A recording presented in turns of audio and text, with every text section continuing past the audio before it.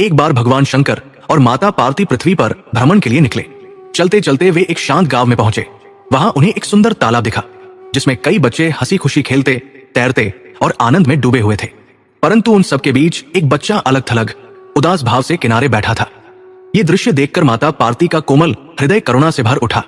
उन्होंने भगवान शंकर से प्रेम और चिंता से भरे स्वर में पूछा, स्वामी, ये बच्चा इतना उदास क्यों है जबकि बाकी सब तो आनंद में खेल रहे हैं? भगवान शंकर ने स्नेहपूर्ण मुस्कान के साथ उत्तर दिया, पार्वती, ध्यान से देखो, इस बच्चे के दोनों हाथ नहीं है, इसलिए वो तैर नहीं पा रहा और दुखी है। माता पार्वती की आंखों में आंसू भर आए। उन्होंने तुरंत कहा, तो फिर प्रभु, आप अपनी दिव्य शक्ति से इसे हाथ दे दीजिए ना, ताकि ये भी अन्य बच्चों की तरह खेल सके, हंस सके, जीवन का आनंद ले सके। शंकर भगवान ने गंभीर होकर कहा, देवी, हम ईश्वर होते हुए भी विधि के विधान में हस्तक्षेप नहीं कर सकते। हर आत्मा को अपने कर्मों के अनुसार ही फल मिलता है। ये बच्चा अपने पूर्व जन्म के कर्मों के कारण आज इस अवस्था में है। माता पार्वती का करुणा भाव और प्रबल हो उठा।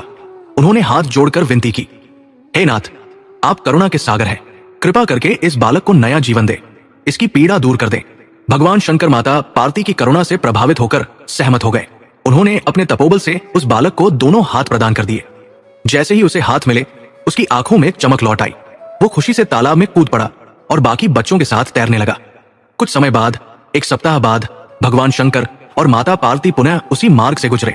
उन्होंने देखा कि तालाब में अब केवल वही बच्चा तैर रहा था, जबकि बाकी बच्चे किनारे खड़े भयभीत होकर देख रहे थे। माता पार्वती ने विस्मय और चिंता से पूछा, स्वामी, अब क्या हुआ? बाकी बच्चे बाहर क्यों खड़े हैं? भगवान शंकर ने कहा, ध्यान से देखो, वही बच्चा अब पानी में बाकी बच्चों को जबरन डुबो रहा है, इसलिए सब बच्चे उससे डरकर बाहर भाग गए हैं। ये सुनकर माता पार्वती स्तब्ध रह गई। शंकर भगवान ने गंभीर स्वर में समझाया, देवी, यही कारण है कि हम विधि के विधान में हस्तक्षेप नहीं करते। ये बालक अपने पूर्व जन्म में भी दूसरों को कष्ट देता था। उसी कर्म के कारण इसका ये जन्म बिना हाथों के हुआ। अब जब इसे हाथ वापस मिले तो फिर वही कृत्य दोहराने लगा। प्रकृति हर कर्म का लेखा जोखा रखती है। न्याय में कोई पक्षपात नहीं होता। राजा दशरथ के घर स्वयं भगवान राम ने जन्म लिया, फिर भी अपने पूर्व जन्म के कर्मों के कारण उन्हें पुत्र वियोग में प्राण त्यागने पड़े। श्रवण कुमार के अंधे माता पिता ने राजा दशरथ को श्राप दिया था। जिस प्रकार हम अपने पुत्र श्रवण की मृत्यु से दुखी होकर प्राण त्याग रहे हैं, उसी प्रकार एक दिन तुम भी अपने पुत्रों के वियोग में तड़प कर प्राण त्यागोगे। यही श्राप दशरथ के जीवन का अंत बन गया। इससे यह स्पष्ट होता है कि किया गया कर्म चाहे अच्छा हो या बुरा, उसका परिणाम अवश्य मिलता है, चाहे वो सामान्य मनुष्य हो या स्वयं ईश्वर। सिर्फ धनवान बनना ही जीवन का उद्देश्य नहीं है, बल्कि चरित्रवान और करुणावान बनना ही सच्ची सफलता है। अगर यह प्रसंग आपको पसंद आया हो तो वीडियो को लाइक और सब्सक्राइब करें और कमेंट में हर हर महादेव जरूर लिखें।